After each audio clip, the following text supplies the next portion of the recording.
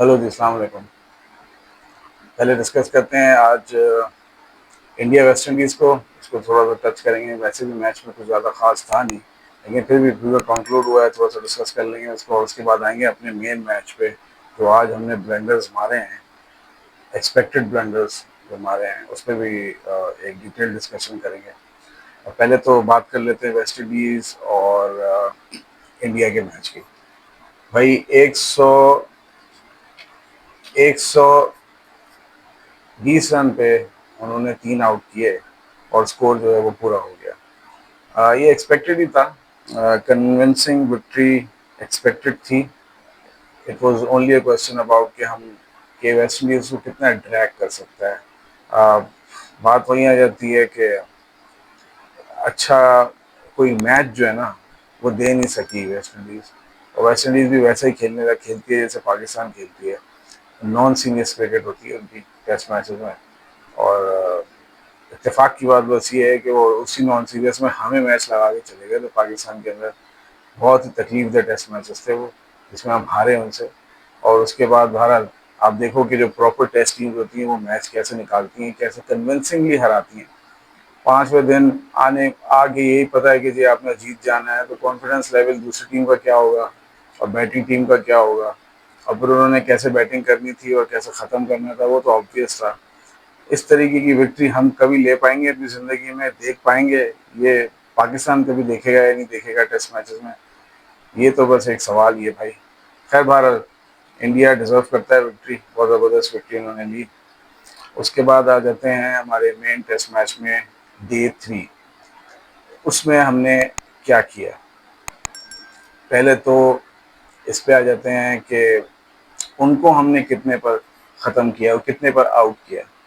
अगर आप उनका स्कोर देखो फर्स्ट इनिंग का, वो हुआ 269, जिसमें एक बंदे ने जो है ना वो डबल्स हैं, एक सेंचुरी मारी है, टोनी डिजॉर्जी ने। वो भी मेरे हिसाब से एक फुलिश शॉट खेल के हवा में निकाल के बॉल को आउट हो गया। थोड़ा सा ये सेंचुरी होती है ना, ये एक ऐसी चीज़ होती है जब एक बंदा कर लेता है ना, तो उसको कहीं ना कहीं एक कॉन्फिडेंस आना शुरू हो जाता है। उसको लगता है कि यार मैं जो है वो अच्छा खेल जाऊंगा और अब मैं चार्ज ले सकता हूँ। बस वही उसकी गलती थी, वहाँ पे नुमान ने उसे ट्रैप किया और आउट कर लिया।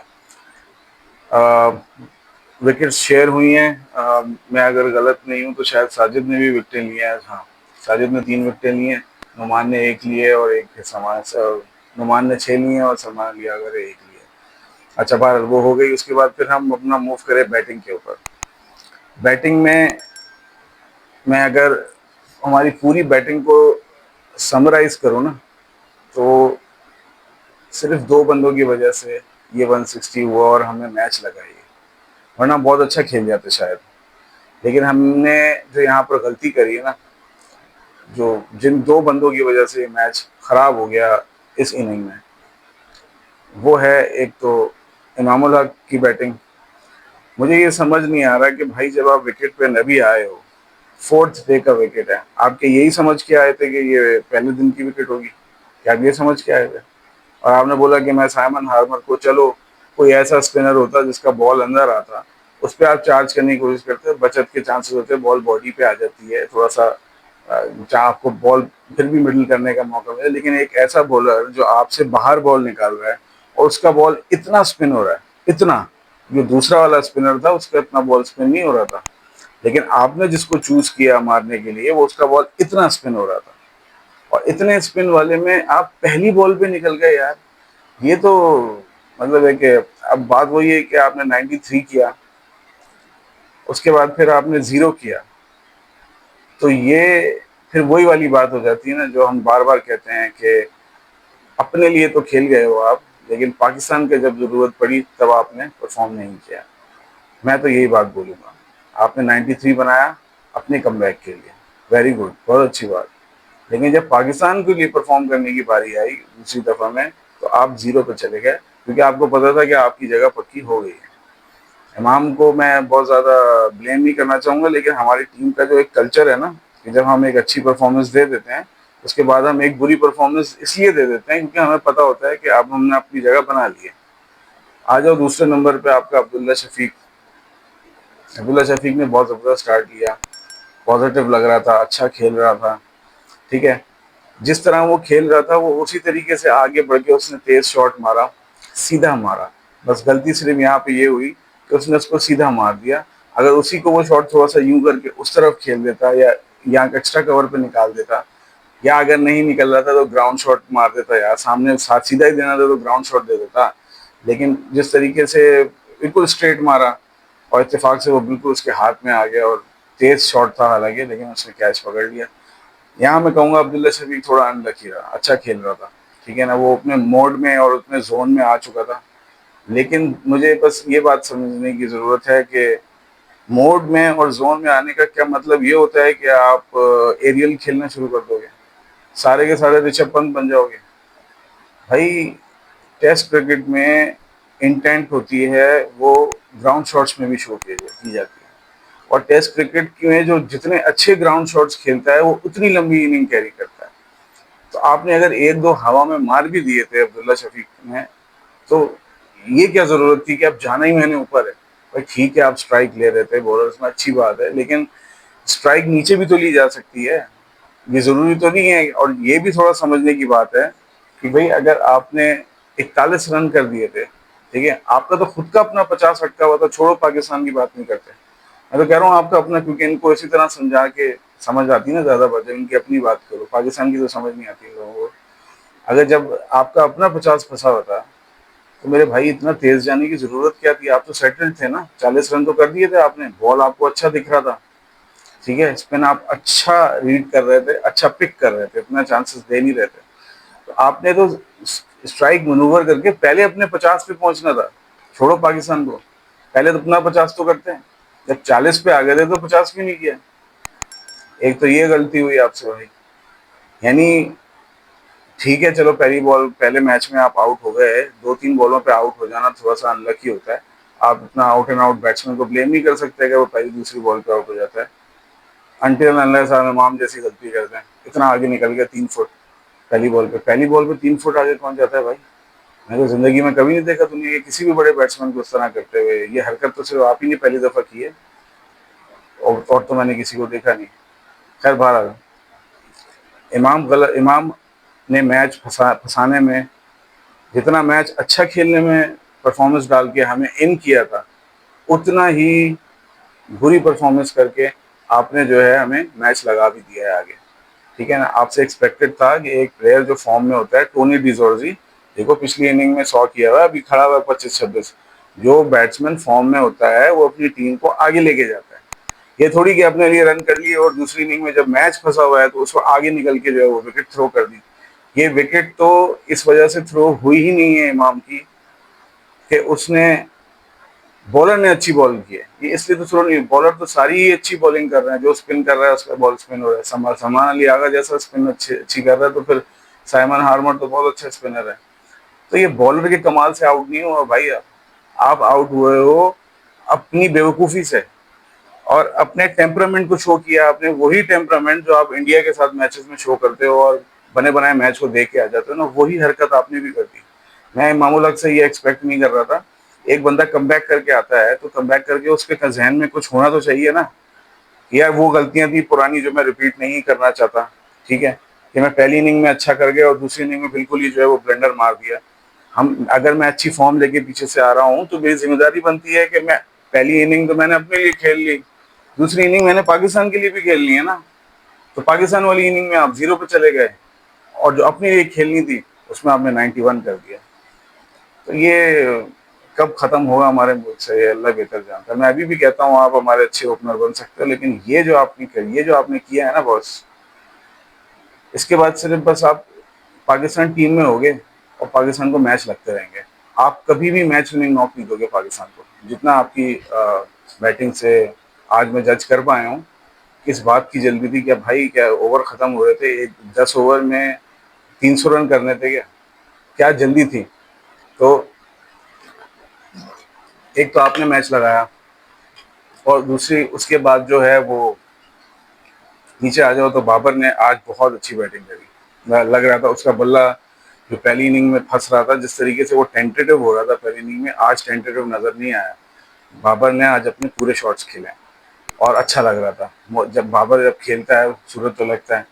तो मज़ा आया। उसके 40 रन जो है बहुत एंटरटेनिंग थे, इम्पैक्टफुल थे, मैं इम्पैक्टफुल भी कहूँगा। लेकिन बात मेरी वहीं आ जाती है, वही जो इमाम वाली बात मैंने करी। जब जैसे ही अपने रन पूरे हो गए और पाकिस्तान को रन्स की ज़रूरत थी, विकेट दी और चले गए। अब मुझे ये बोलना है कि जी रबाडा आ गया था, खबाडा आ गया था, वबाडा आ गया था, यार इन सब चीज़ों से बाहर निकलो भाई। आप 41 पे खड़े हुए हो, पाकिस्तान क्रिकेट की उम्मीदें आपसे लगी हुई हैं, ठीक है। आपने बड़ा स्कोर करके मैच को जो है ना वो एक तरफ ले जाना होता है, साइड पे लगाना होता है, बिल्कुल वन साइडेड करना होता है। और वहां पर जब वन साइडेड करने की बात आती है, अपने रन करने के बाद जैसे ही वन साइडेड करने की बारी आती है, तो आपने विकेट दी और बोला जी सलाम अलैकुम, हमारा काम तो हो गया, अब मुझे कोई निकाल तो सकता नहीं है, मेरे ऊपर बात भी होनी बंद हो जाएगी, 40 रन बहुत होते हैं। तो आपने अपना काम किया और फिर आप चले गए, वही इमाम वाला काम कर दिया आपने भी। उसके बाद फिर हमारा आता है रिजवान। रिजवान भी वही वाली बात मैं कहूँगा कि भाई आप सेशन में अभी आए हो, ठीक है, अभी अभी आए हो, हर सेशन में विकेट्स जो है वो थोड़ा थोड़ा सा जो है नेचर अपना बदलती है। अगर आप बैटिंग करने आए थे तो क्या ऐसी जल्दी लगी हुई थी कि भाई मैं फीट आगे निकाल के यूं खेल दूंगा? अगर वो बॉल आप अंदर अंदर भी ले लेते और थोड़ी देर के लिए डिफेंड, वही इमाम वाली गलती, आते ही मैं आ जाऊंगा आगे और मार दूंगा। यार ये कौन सी क्रिकेट, आप लोग बहुत इररिस्पॉन्सिबल क्रिकेटर्स हो यार, इररिस्पॉन्सिबल क्रिकेटर्स हो। आपको मैं इररिस्पॉन्सिबल के अलावा कुछ नहीं कह सकता। ये रिजवान का जो आउट था, मुझे बताओ ना, जो पहला उसने 75 किया, फिर वही वाली चीज है, अपने लिए अपने वाले रन हो गए, जगह पक्की, कोई नहीं निकाल सकता। दूसरी बॉल, दूसरे मैच, दूसरी इनिंग में जब पाकिस्तान को जरूरत थी तो विकेट देके चले गए। मैं इस चीज में, इस बहस पे पढ़ना नहीं चाहता कि बॉल इतना स्पिन हो रहा था, इतना हो रहा था, इतना हो रहा था। भाई आपके होम कंडीशन हैं ये, आप टूर करने नहीं आए हो। अगर इतना स्पिन भी हो रहा है तो इसकी प्रैक्टिस हो सकती थी, अपने घर के अंदर हो ना भाई। तो ये होम कंडीशन में ये कहना कि जी बॉल ज्यादा स्पिन हो, तो किसने बनाई है स्पिन कंडीशंस? आपने खुद ही तो बनाई है भाई, क्या आपको बना के दी गई हैं?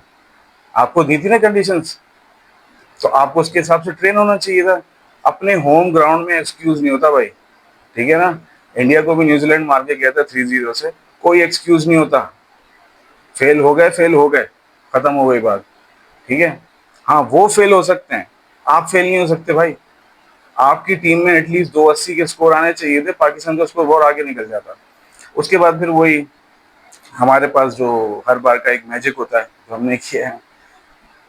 पहली दफा पहले दिन जो है हमने 199 पे 3 विकेटें दे दी थी। उसके बाद 360 कुछ स्कोर था हमारा, 367 पे हमने 3 विकेटें दे दी थी। आज फिर हमने वही काम किया, 150 रन पे 5 आउट हैं और आपने सेशन खत्म किया है। उसके बाद आप अगले सेशन में मूव करते हो और 17 रन के अंदर 5 विकेटें दे दी, 167 पे ऑल आउट।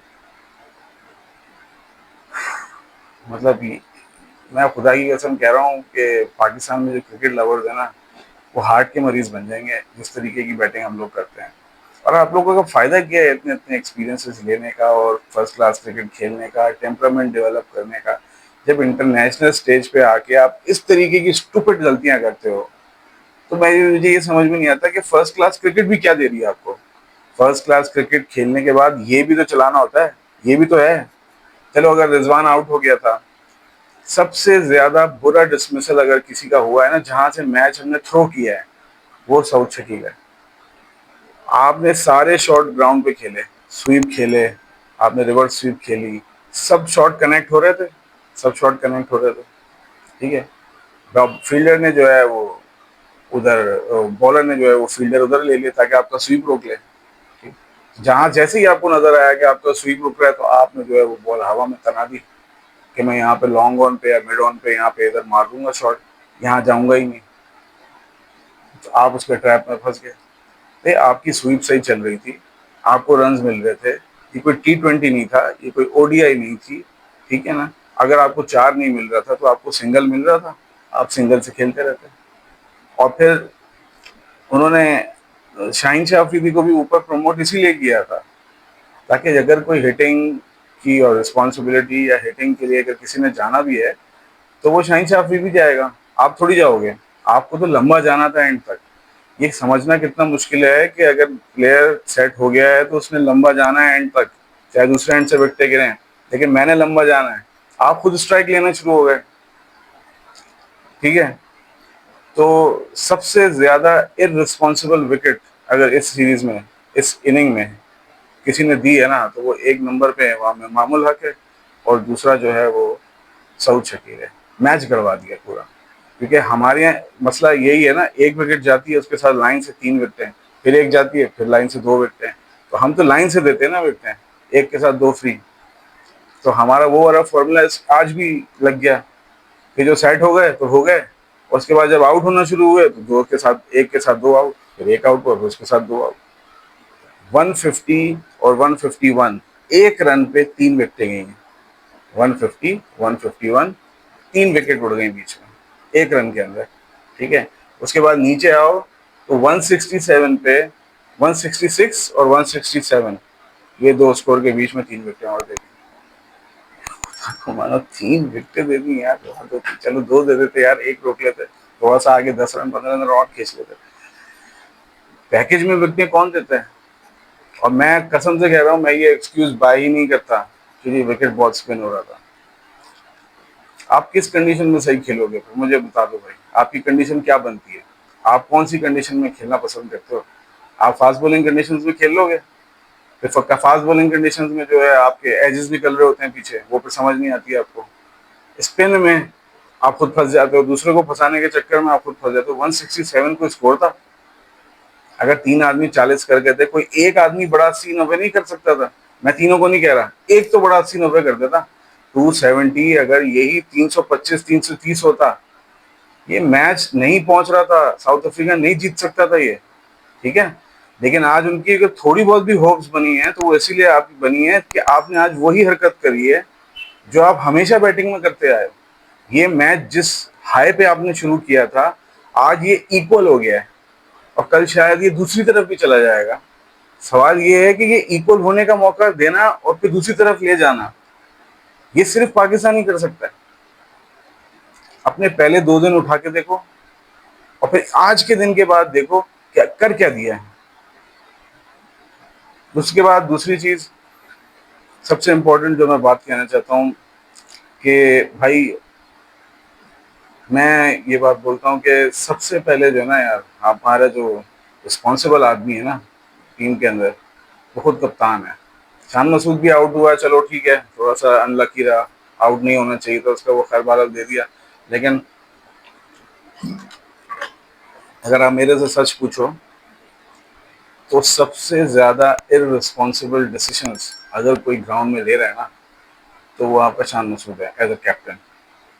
पहली सवाल तो मेरा ये पैदा होता है कि आपने जो है वो अपनी होम कंडीशंस में जब आप खेल रहे थे, एक नॉर्मल क्रिकेट समझने वाले बंदे को भी ना पाकिस्तान में पता है कि 3 स्पिनर से जाना है।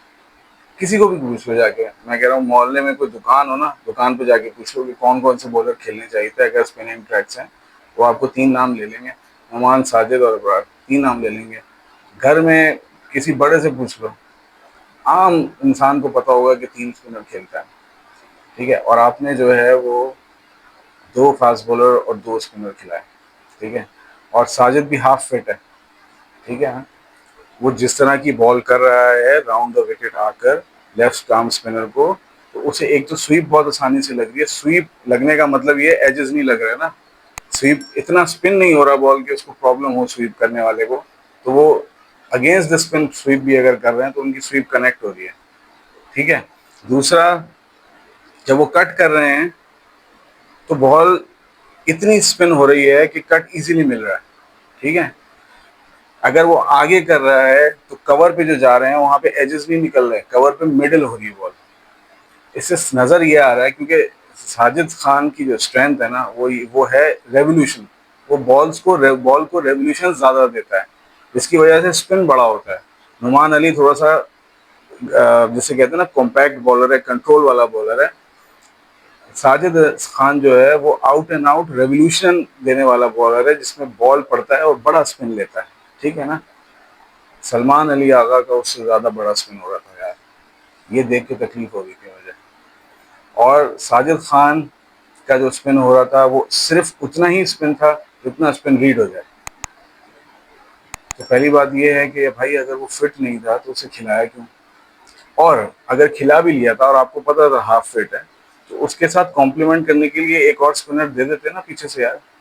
वो आपके दोनों स्पिनर लूडो खेल रहे हैं बैठ के, अबरार और आसिफ अफरीदी, क्योंकि और आपने तो उनको टीम में लिया नहीं है, तो वो दोनों बैठ के लूडो खेल रहे होंगे शायद। वो टीम में होने चाहिए थे, उनका काम ग्राउंड में था। ठीक है। उसके बाद इन सब चीज़ों के बाद जो सबसे ज़्यादा तकलीफ दह चीज़ हुई है ना, वो अज़हर महमूद की प्रेस कॉन्फ्रेंस है जो अभी मैंने सुनी। अज़हर महमूद ने अपनी प्रेस कॉन्फ्रेंस में ये बोला कि there is nobody to blame except us, कि हमने 150 रन पे के बाद अगले सेशन में 17 रन के अंदर 5 विकेट दे दी और मैच जो है वो थमा दिया। गलत सिलेक्शन ऑफ शॉट्स थी, वो सऊद शकील की बात कर रहे थे और ठीक कर रहा था। लेकिन उसके बाद उनसे एक सवाल होता है, थोड़ा ज़बरदस्त सवाल, और वो सवाल ये था कि आपको क्या लगता है कि ये जो 2 फास्ट बॉलर खिलाने का डिसीजन था ये ठीक था? ठीक है। तो भाई हमारे कोच ने बोला ये डिसीजन बिल्कुल ठीक था। अगर ठीक है तो ओवर क्यों नहीं दे रहे? ओवर ही नहीं दिया आपने, लेकिन डिसीजन ठीक है। यार ये जो कॉन्ट्रडिक्शन होती है ना, आप आवाम को वो ना समझो, समझ रहे हो ना? आवाम बहुत समझदार है और लोगों को ये नज़र आ रहा है। अगर सही डिसीजन है तो ओवर दो ना, ओवर क्यों नहीं देते? ओवर दे नहीं रहे हो और बोलो डिसीजन बिल्कुल ठीक है। तो मुझे ये एक चीज़ नज़र आई कि ये जो ईगो हमारे प्लेयर्स में घूमती है ना, ईगो होती है ना प्लेयर की, कि मैं ये हूँ, मैं वो हूँ। ये ईगो सिर्फ हमारे प्लेयर्स में नहीं है भाई, ये हमारे कोचेस में भी है। ये तो चाहते हैं कि हमारे बैट्समैन माने कि हमारी गलतियां हैं, ये चाहते हैं कि हमारे बॉलर माने कि हमारी गलतियां हैं, पर ये खुद अपनी गलती मानने को अगर तैयार नहीं है। यानी मैच में ओवर नहीं दे रहे आप एक बॉलर को और आप कह रहे हो कि सिलेक्ट नहीं हुआ। किस लिए सिलेक्ट हुआ? फील्डिंग करने के लिए सिलेक्ट, घूमने के लिए गार्डन में, इसलिए सिलेक्ट किया था उसे। सीधे सीधे एक्सेप्ट करो कि हाँ जी शायद हमसे थोड़ी सी मिसरीड हो गई इस पे, बोल दो यार मिस हो सकता है, हमने हमें लगा कि ऐसा होगा, ऐसा नहीं हुआ, इस तरह की कोई बात कर दो। ठीक है। लेकिन ये आउटराइट आके कह देना कि यार बिल्कुल सही फैसला लिया था हमने, आप आवाम को बेवकूफ समझते हो और आप बहुत अक्लमंद हो। नहीं भाई, हम इतने बेवकूफ नहीं है, हमें नजर आ रहा है। दूसरी बात ये है, जो मैं ये कह रहा हूँ ना कि शान मसूद को हमने गलत कप्तान बना दिया है। पहली बात तो ये है कि ये मुझे नहीं लगता कि इस बंदे का कोई से है 11 के अंदर, मुझे नज़र नहीं आ रहा। क्योंकि अगर शायद ये थोड़ा भी क्रिकेटर है, मैं तो कह रहा हूँ नॉन क्रिकेटर्स को भी समझ आ रही है कि 3 स्पिनर खेलने चाहिए थे। जो व्यूअर्स हैं, जो क्रिकेट फैंस हैं, उन्हें पता है। सारे यूट्यूबर्स ये बात कर रहे हैं कि 3 स्पिनर खेलने चाहिए थे, 3 स्पिनर खेलने चाहिए थे। तो मुझे ये समझ में नहीं आ रहा कि हमारे कप्तान को नहीं पता कि 3 स्पिनर खेलने चाहिए थे। तो फिर दो चीज़ें हो सकती हैं, या तो इसमें अकल की कमी है या फिर इसकी चलती नहीं है। क्योंकि हसन अली, पहली बात तो ये कि बनता नहीं था 11 के अंदर स्पिनर्स के साथ। दूसरी चीज़ ये कि अगर चलो वो बन भी गया था गलती से, ठीक है, तो और आपने फास्ट बॉलर ही खिलाना था, तो खुर्रम शहजाद से ऊपर नहीं होता वो किसी भी हालत। क्योंकि खुर्रम शहजाद शहजाद आपका पहला option through out the year चलता है पिछले साल। इस साल तो उसने डिलीवर करना था, आपने उसे कॉन्फिडेंस दिया था ना, उसका काम था वो डिलीवर करता। जब डिलीवर करने की बात आई तो आपने उसको पीछे किया और अपना हसन अली जो है वो अंदर कर दिया आपने। और अब आप कह रहे हो बिल्कुल सही डिसीजन था पर हम ओवर नहीं देंगे। सही डिसीजन था तो ओवर क्यों नहीं दे रहे भाई? आवाम को बेवकूफ़ समझना बंद करें। ठीक है। और शान मसूद एक काम बहुत अच्छा करते हैं और मुझे डर है कि अल्लाह ना करे ये मैच अगर लग गया। क्योंकि मैं देखो, मैं इस बात को समझता हूँ कि जो बड़ी टीम, देखो नंबर 1 टीम है, चैंपियन टीम है, ऑस्ट्रेलिया को हराना आसान नहीं होता। अगर इनके अंदर प्रेशर सिचुएशन में उठने की सलाहियत ना होती ना, तो ये कभी WTC चैंपियंस बनते ही नहीं। ठीक है ना? तो मैं ये बात समझता हूँ कि व्हेन इट मैटर्स मोस्ट, और जब क्रंच सिचुएशन आती है ना, उसमें इन इन प्लेयर्स का टेस्ट निकल के आता है। आपने देख लिया पहले आज ही कि 167 में उन्होंने आपको लुढ़काया और मैच इक्वल ओकेजन सिचुएशन पे लाके उन्होंने खड़ा कर दिया। ठीक है ना? तो पहले तो उन्होंने अपनी ग्रिट यहाँ से दिखाई है आपको। अब उसके बाद जो बैटिंग में है ना, वो आपको इतनी आसानी से अपनी रेपुटेशन के खिलाफ मैच ले जाने देंगे नहीं। मुझे हालांकि पता है कि बॉल अभी बहुत स्पिन होना है, चौथे दिन और स्पिन होगा। कल डिसाइसिव डे है बाय द वे, कल मैच का फैसला हो जाएगा, या तो हार है या पार है। लेकिन ये बात अपने ध्यान में रखना, 2 दिन आप थे मैच के अंदर, और उसके बाद एक दिन के अंदर इक्वल हुआ, और कल अगर अल्लाह ना करे वो मैच ले गए तो बस फिर अल्लाह ही हाफिज़ है। तो शान मसूद के बारे में मैं ये कह रहा था कि मुझे लगता है कि Shan Masood is not a deserving captain. वो एज अ प्लेयर खेल सकता है, कैप्टन नहीं बनता वो, क्योंकि जिस तरीके के वो फैसले ले रहा है, अब मैं उसी के फैसले बोलूंगा, जारी बात है, जब कप्तान है तो कप्तान के ऊपर ही उंगली उठती है। शान मसूद एक काम बहुत अच्छा करते हैं, वो प्रेस कॉन्फ्रेंस में आते हैं जब मैच हार जाते हैं, और उसके बाद आके वो रिपोर्टर्स को बहुत अच्छा समझाते हैं, क्रिकेट बहुत समझाते हैं अच्छी रिपोर्टर्स को, कि देखिए जी हमने इतना अच्छा स्टार्ट लिया था। ये एक रिपीटेड लाइन है शान मसूद की, हम फिनिश सही नहीं कर रहे, हम फिनिश सही नहीं कर रहे। ये बोलते बोलते पूरा साल निकल गया, हम फिनिश नहीं कर रहे, हम पांचों दिन चारों दिन अच्छी क्रिकेट नहीं खेल रहे, 2 दिन अच्छी खेलते हैं 2 दिन बुरी खेल देते हैं। ये रिपीटेड स्टेटमेंट्स हैं शान मसूद की, जो ये आगे रिपोर्ट उसमें प्रेस कॉन्फ्रेंस में बोलते हैं। हम फिनिश सही नहीं कर रहे, हम फिनिश सही नहीं कर रहे। भाई कौन फिनिश करेगा, कौन करेगा फिनिश? आपका काम था ना फिनिश करना एज बैट्समैन, आपके प्लेयर्स का काम था ना फिनिश करना। भाई उनमें अकल नकल नहीं है, और आपके अंदर अगर अगर अकल है तो आप समझा देते सऊद शकील को कि भाईजान, इशारा दे देते यार कि आपने हवा में नहीं खेलना है, ग्राउंड पे ही खेलो, पीछे अच्छे बॉल पे आउट हो जाना, कोई बात नहीं, खुद मत देना विकेट। आप ये इशारा तो देते हो सर, कोई तो देता है इशारा, अजहर महमूद दे देते। जिस तरह बेवकूफ़ों की तरह सऊद शकील ने विकेट दी है, मैच लग गया यार सारे का सारा। और उसके बाद सबसे last stupid decision Shan Masood का, द मोस्ट स्टूपिड डिसीजन, कि जब नया बॉल से स्टार्ट लिया है तो ये आदमी इतना डरा हुआ था कि हम हार ना जाएं, कि इसने अपना जो बेस्ट बॉलर है न्यू बॉल का, शाहिन शाह अफरीदी, उसको बॉल ही नहीं दिया। इतना खौफ है इस बंदे के दिल में, इसको ये है कि बस मैं स्पिनर लगा दूं जल्दी से, बस जल्दी से विकेट निकाल दो यार, हम मैच सेफ साइड पे आ जाए। भाई अगर आपको स्पिनर्स इतने ही खूबसूरत लग रहे हैं, इतने प्यारे लग रहे हैं, तो फिर एक स्पिनर डालते ना, हसन अली को नहीं लेते। आपको विकेटों की भी जल्दी है, इसलिए आपने जल्दी से लगा दिया लाके नुमान को, विकेट भी फौरी चाहिए आपको, और फिर फास्ट बॉलर भी खिलाना है। और ये भी थोड़ा सा समझने की चीज है कि अगर आप नया बॉल यूज ही कर रहे हो फास्ट बॉलर से, मैं कह रहा हूँ जाके ना किसी सब्जी वाले से पूछो कि 2 बॉलर हैं, हसन अली और शाहिन शाह अफरीदी, किसको देनी है नई बॉल? पूछो जाए, किसी सब्जी वाले से पूछो, किसी फ्रूट वाले से पूछ लो, किसी इलेक्ट्रिशियन से पूछ लो, प्लम्बर से पूछ लो, वो आपको बता देगा शाहिन शाह अफरीदी बनता है। आपने हसन अली से बॉल का स्टार्ट किया है यार, खुदा की कसम, ये किस तरीके का कप्तान हमने आगे कंटिन्यू कर लिया है यार। मैं ये कहता हूँ कि इस मैच में ना बहुत कप्तानी के फ्लॉज हैं। सबसे पहले तो सिलेक्शन, और सिलेक्शन में अगर कप्तान का सही नहीं है तो भाई फिर वही वाली बात है, रिजवान ना बनो, ठीक है ना, रिजाइन करो, पीछे हट जाओ आप यार। बिला वजह के एक डमी कप्तान बन के ना आया करो और प्रेस कॉन्फ्रेंस में बैठ के सबको क्रिकेट समझा रहे हैं। देखिए जी, आपको तो यूं करना होता है, चारों दिन अच्छी खेलनी होती है, फिनिश सही नहीं कर रहे।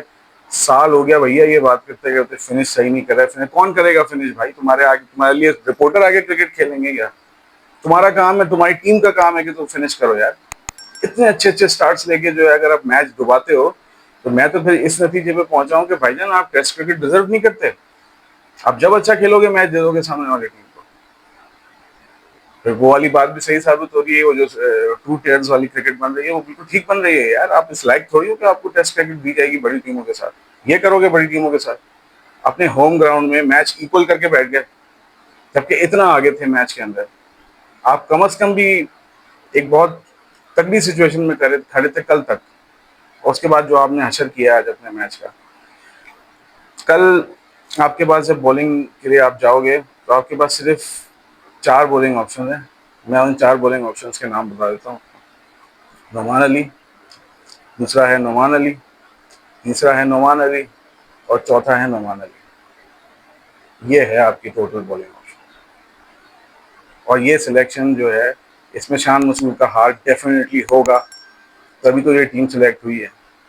तो बस अब जब नुमान अली कुछ कर लेगा तो हम जीत जाएंगे, वरना हम कुछ नहीं कर सकते। ये है हमारी total planning. Sajid Ali wicket नहीं ले रहा, अल्लाह करे कुछ करे कल, ठीक है।